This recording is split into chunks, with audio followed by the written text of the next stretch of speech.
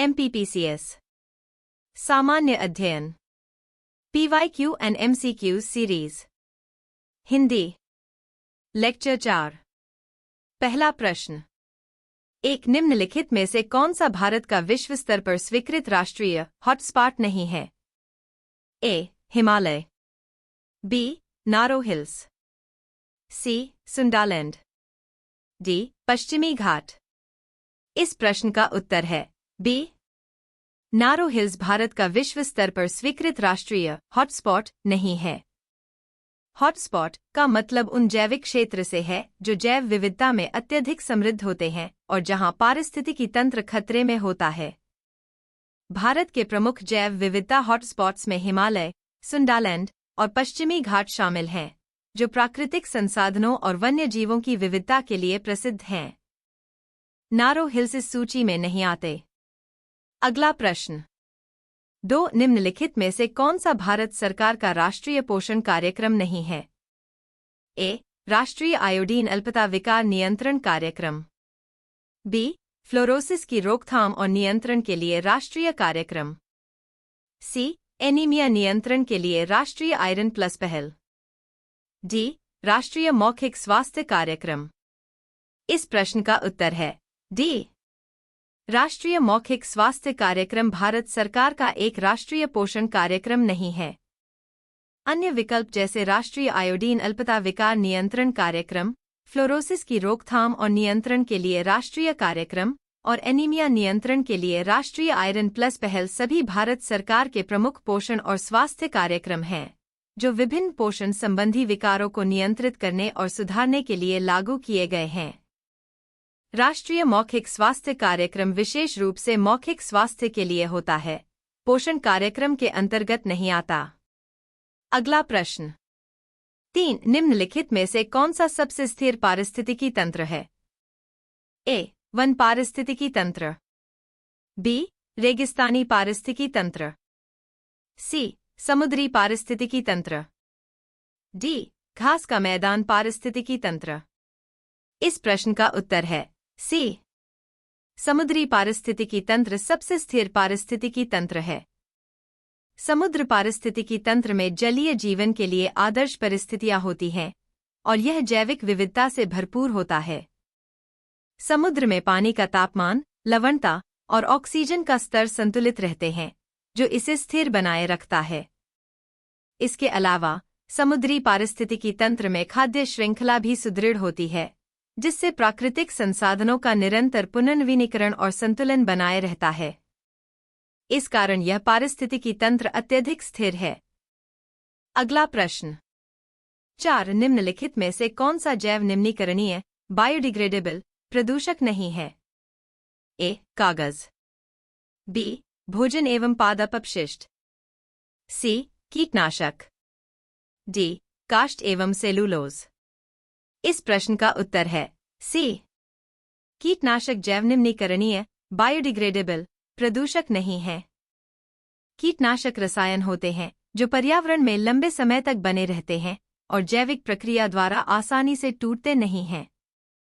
ये पर्यावरण और जीव जंतुओं पर हानिकारक प्रभाव डाल सकते हैं।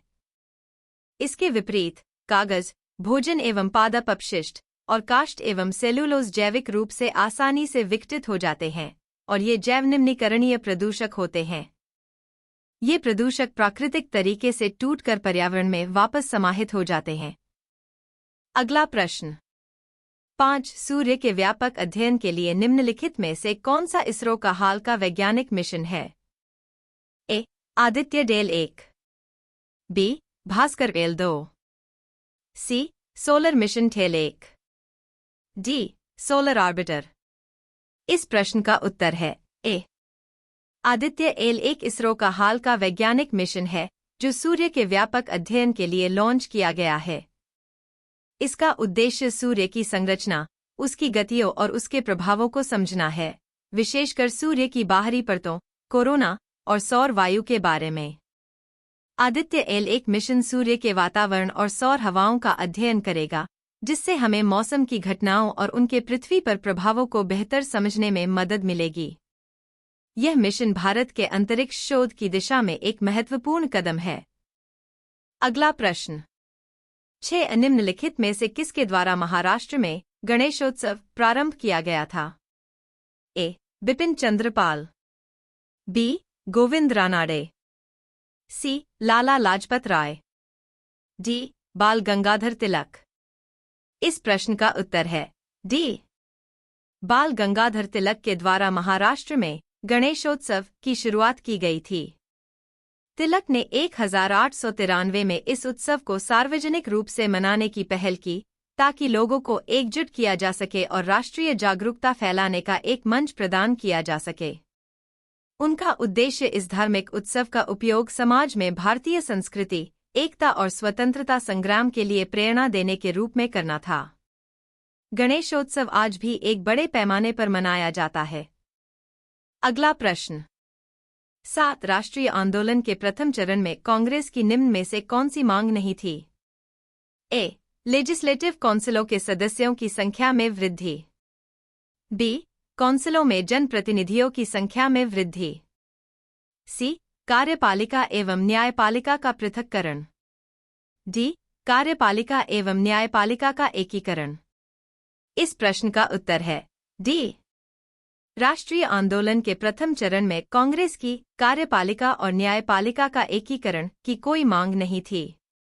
इसके बजाय कांग्रेस ने कार्यपालिका और न्यायपालिका का पृथक्करण की मांग की थी ताकि न्यायपालिका स्वतंत्र रूप से कार्य कर सके और न्याय के मामलों में सरकारी हस्तक्षेप को कम किया जा सके।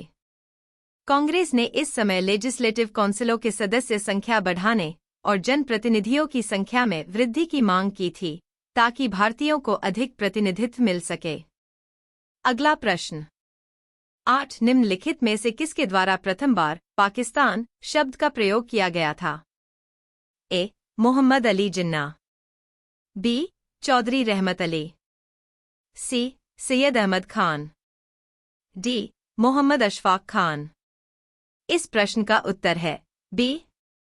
पाकिस्तान शब्द का प्रथम बार चौधरी रहमत अली द्वारा प्रयोग किया गया था। 1933 में उन्होंने इस शब्द का उपयोग किया था जब उन्होंने पाकिस्तान नामक एक पत्रिका में इस शब्द का प्रस्ताव किया जिसका उद्देश्य भारतीय उपमहाद्वीप में मुसलमानों के लिए एक अलग राष्ट्र की आवश्यकता को दर्शाना था। यह शब्द पंजाबी, अफगानी, कश्मीर, सिंध और बलूचिस्तान के पहले अक्षरों से मिलकर बना था और इसका मतलब था पाक, शुद्ध और स्थान, भूमि। अगला प्रश्न। 9 निम्नलिखित में से किस वर्ष में नादिर शाह ने भारत पर आक्रमण किया था? ए. 1736, बी. 1737, सी. 1738, डी. 1739। इस प्रश्न का उत्तर है डी. नादिर शाह ने भारत पर 1739 में आक्रमण किया था। वह फारस, ईरान के शासक थे और उनके आक्रमण ने भारत में भारी तबाही मचाई। नादिर शाह ने दिल्ली पर हमला किया और वहां की बहुत सारी संपत्ति लूट ली, जिसमें कोहिनूर हीरा भी शामिल था। इस आक्रमण के दौरान दिल्ली में व्यापक विध्वंस हुआ और यह भारतीय इतिहास में एक महत्वपूर्ण और कष्टप्रद घटना के रूप में दर्ज है। अगला प्रश्न। 10 शकों पर विजयोपरांत चंद्रगुप्त ने निम्न में से किस धातु के सिक्के प्रचलित किए? ए. स्वर्ण, बी. चांदी, सी. तांबा, डी. कांसा। इस प्रश्न का उत्तर है बी. चंद्रगुप्त ने चांदी के सिक्के प्रचलित किए थे। शकों पर विजय प्राप्त करने के बाद उन्होंने भारतीय मिंट में चांदी के सिक्कों का उपयोग शुरू किया। यह उनकी समृद्धि और साम्राज्य की ताकत को दर्शाता है। चांदी के सिक्के रूपक के नाम से प्रसिद्ध थे और इन पर राजा की छवि एवं शाही प्रतीक अंकित होते थे। चांदी के सिक्के वाणिज्यिक गतिविधियों में एक महत्वपूर्ण भूमिका निभाते थे और समकालीन समाज के आर्थिक दृष्टिकोण को दर्शाते थे।